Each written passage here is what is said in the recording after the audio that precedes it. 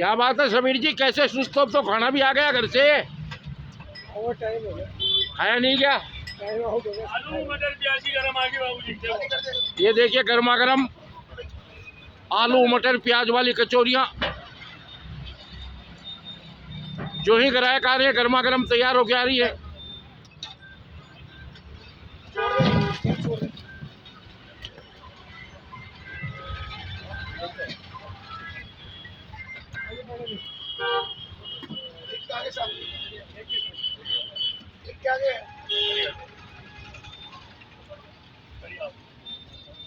आलू मटर प्याज एक वाली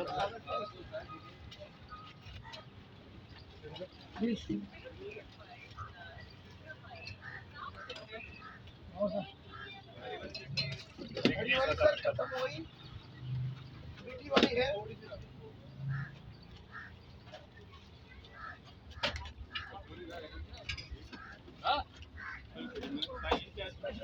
आलू मटर प्याज डालो।